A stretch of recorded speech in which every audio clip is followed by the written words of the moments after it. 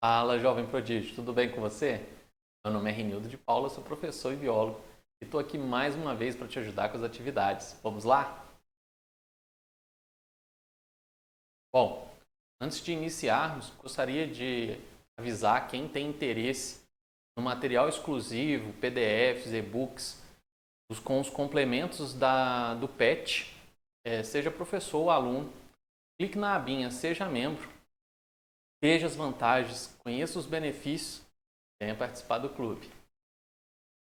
Bom, nós estamos então na segunda semana, unidade temática Vida e Evolução e o objetivo de conhecimento núcleo celular e divisão celular. Então é um pouquinho da citologia. A gente vai ver essas atividades na página 41, 42 e 43. Se assuste com a quantidade de páginas. Número 1. Considere uma célula diploide que possui 10 moléculas de DNA em seu núcleo para responder as questões a seguir. Bom, então, só lembrando, né? E quando a gente fala de molécula de DNA, ele vai ser o correspondente em cromossomos. Então, ele quer saber, né? Quantos cromossomos tem essa célula, letra A. Então, se ele já falou, né? Que é uma célula diploide, então 2N, e tem 10 cromossomos, no próprio enunciado a gente tem a resposta. Então, o número de cromossomos são 10. Se essa célula passar por mitose, que a gente sempre mistura, né? Mitose, meiose. Então, se você tiver interesse, né, no material exclusivo mais detalhado, não deixe de você participar do clube de membros. Quantas moléculas de DNA terão células filhas originárias? Então, só um parêntese, né? A mitose é uma divisão equacional, ou seja, através de uma célula você tem outras duas idênticas. Então, se ela está perguntando se uma mitose, ela vai continuar com cada filha, né? Então, na verdade, ela vai formar duas, mas cada filha ainda assim com 10 moléculas de DNA. Para que fique mais claro, né, que você entenda um pouco melhor, a figura a seguir, ela mostra o DNA, que é um filamento, né, uma dupla hélice. Esse filamento ele sofre uma espiralização. Essa espiralização ela é condensada, né? Ela vai ficando altamente condensada até formar o cromossomo. Então, no cromossomo, a gente tem uma estrutura chamada de cromátides.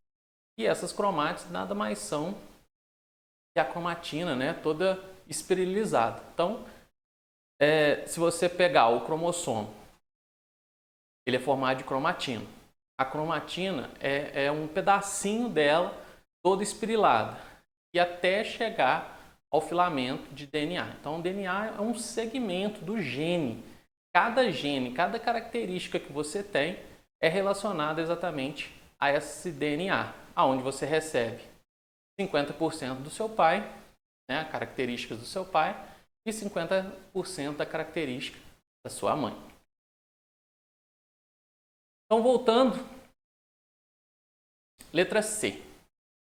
Se essa célula passar por meiose, então a meiose é um processo diferente. Aí, no caso, a meiose já é uma divisão reducional. O que é isso? Né? Apesar dela ter uma única célula, ela vai formar 4, mas com a metade. Daí o nome, né? Meiose. Então ela vai formar 4, porém com a metade. Então a gente vai ter aí 5 moléculas. Lembrando que esse tipo de meiose geralmente acontece em células reprodutivas, né? Por isso que você recebe metade da característica do seu pai e a outra metade da característica da sua mãe. Letra D. No final da intérfase, quantos cromossomos a célula-mãe possui? Bom, essa é uma questão que eu acho que é meio uma pegadinha, né? Porque se a gente falou que 2Ns seriam 10, pelo raciocínio lógico você colocaria 5, mas a resposta são 10 moléculas. Por que são 10 moléculas?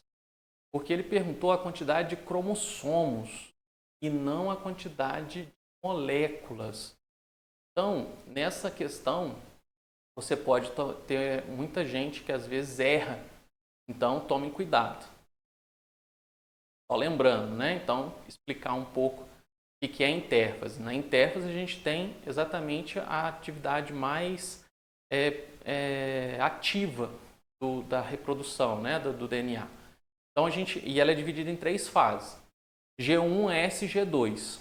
Então, em G1, ela tem a molécula de DNA. Essa molécula de DNA ela vai ser duplicada para chegar no final de G2 com ela geneticamente duplicada. Essa é a função, né? Então, o que varia ali, e tome cuidado, né? De repente, seu professor colocou 5, coloque nos comentários a explicação. Talvez numa interpretação, né, errônea, a pessoa vai acabar colocando 5, mas a quantidade que ele coloca aqui é na célula mãe. Né? Então, a quantidade da célula mãe, ela não se modifica. Tá? Então, só tomar cuidado com uma interpretação. Vamos lá. Número 2. Abaixo está representado o núcleo de uma célula. Essa imagem, ela está toda pixelada, né? É uma imagem ruim. Então, tentei aumentar ao máximo aqui para que você consiga visualizar, mas eu coloquei uma imagem um pouco melhor, mais detalhada e já com os nomes. Então, se você é uma imagem mais antiga, mas é melhor do que a imagem que eles disponibilizaram. E aqui vocês vão ver exatamente a relação dos números que ele procura nessa questão. Então vamos lá. Bom, essa questão eu coloquei, né? Já que eu mostrei a figura anterior, né? Só para vocês visualizarem, fica uma imagem muito melhor, né? Para que você enxergue. Então, se você quiser, né, pausar o vídeo para passar para o seu pet, fique à vontade. Eu já deixei aqui um quadro onde você tem ali as estruturas, né? A gente tem a cromatina em os poros nucleares, o envoltório nuclear, que é a antiga carioteca, hoje não é chamado mais, ou é membrana nuclear ou envoltório nuclear, são mais usados. O nucleoplasma e o núcleo.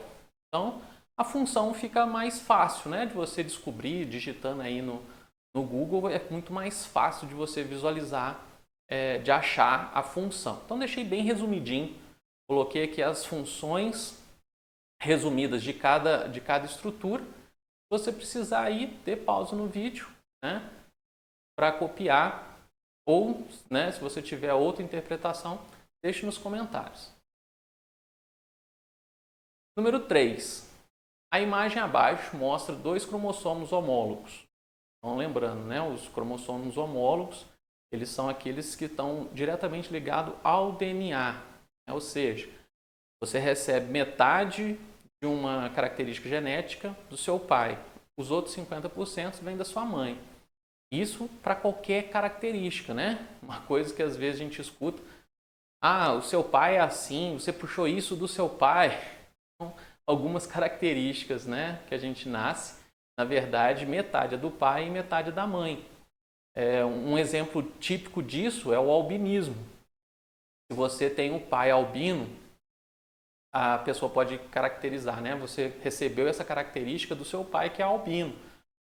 Mas se a sua mãe não tivesse o caráter para manifestar esse albinismo, né? Ou seja, a característica cor da pele, você não nasceria albino, a não ser que um casal de albino, e aí, né, geneticamente, todos os filhos nascem albino.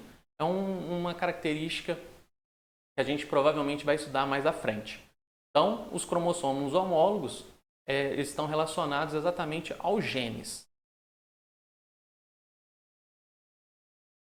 Então, a primeira é exatamente, né, defina cromossomos homólogos.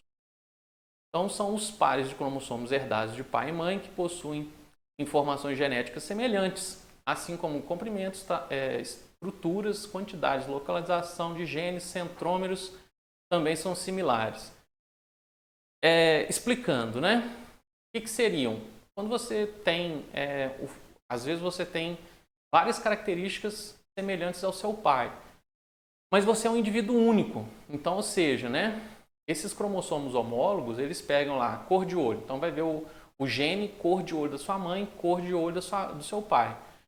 E isso também tem um fator genético hereditário, porque às vezes seu pai tem olho verde, sua mãe tem olho azul e você às vezes nasce com olho castanho.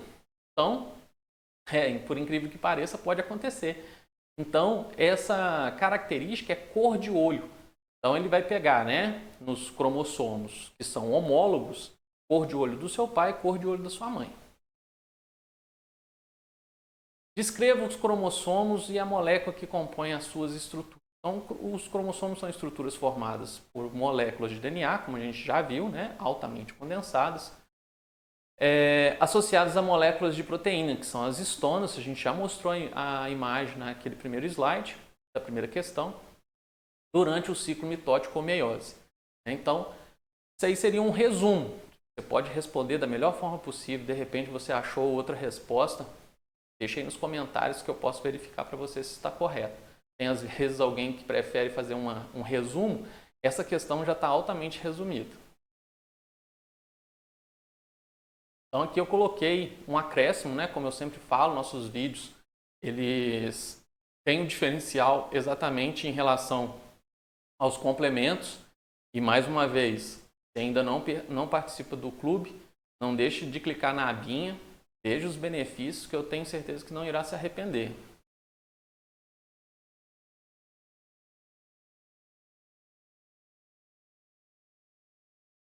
O PET traz número 5. Mas na verdade é 4, né, pessoal? Se vocês voltarem o vídeo aí, a gente estava corrigindo a número 3 e agora seria a número 4, tá? Mas o PET trouxe essa número 5 e eu copiei tal qual como está lá. Mas provavelmente alguém errou, então eu não vou assumir o erro, mas só justificando que eu sei que é a número 4, tá ok? Então nós temos aí uma figura, né? É uma questão adaptada, sabendo que a célula-mãe possui 2 pares de cromossomos homólogos, e 2Ns, né, por 4, responda. Então, a gente tem 2 figuras ali, figura A e figura B, e vamos à questão. Né? A figura B evidencia que o processo é de mitose ou meiose. Bom, então aqui ó, a gente tem os cromossomos homólogos, e isso faz parte da metáfase, né? No primeiro ciclo meiótico, ou seja, a gente está falando de uma meiose, tá? Então, se você procurar aí em figuras, ilustrações ou até no seu livro, né? Vocês vão ver que essa característica dos cromossomos homólogos se encontrar nessa região, né, do meio, ela é característica de uma meiose, tá? Então, a outra sequência é justificar a resposta, né? Então, é uma meiose, porque o parelhamento, né, de cromossomos homólogos no centro da célula, que é chamada também de placa equatorial, ocorre somente durante a metáfase no primeiro ciclo da meiose. Não tem mais o que interpretar, não tem muito mais do que falar sobre isso. Então aí a gente termina, né, com as nossas referências, o Saiba Mais. Eles estão trazendo aí, se você reparar, a referência é do ensino fundamental. Então, apesar de você estar aí no primeiro ano científico, muita referência, muita coisa você já viu nos anos anteriores, né, no ensino fundamental. Daí o nome, Fundamentos, né? Então, se ficou alguma dúvida, se você tiver aí alguma resposta que você não entendeu, deixe nos comentários se eu te ajudei, né? Quiser agradecer, quiser comentar alguma coisa sobre o vídeo, inclusive como temas, como o PET agora, né? Não vai ser mais bimestral, na verdade ele é bimestral, não vai ser mais mensal, eu vou ter que colocar alguns vídeos e aí eu vou depender das sugestões. Então, algum tema que você tiver interesse, coloque nos comentários que eu, assim que possível, vou estar produzindo esses vídeos para vocês. Então, se assistiu o vídeo até agora, curta, compartilhe, não deixe de se inscrever no canal, me ajuda a chegar aos 50 mil inscritos. Não deixe também de me seguir nas outras redes sociais, onde eu coloco um formato diferenciado, que é o Correção Sem Enrolação, que é uma forma, não é o ideal para você, porque ela, na verdade, é sem enrolação, porque não tem as explicações, é só as respostas secas, né? Simplesmente as respostas, é o slide que eu faço, um formato, né, de vídeo. Então, não é o ideal, mas é um formato que eu vejo que auxilia muito no processo de pessoas que estão atrasadas com o material. Não acredito que esse módulo, né, esse PET agora no formato que ele vem, tenha necessidades. Mas o ano passado eu fiz esse formato, teve algumas boas visualizações e eu sempre trago para acrescentar aí nas outras redes sociais que eu tenho, tanto no Facebook quanto no Instagram, principalmente no Instagram. Então, espero ter ajudado todos vocês. Até a semana que vem. Sucesso sempre!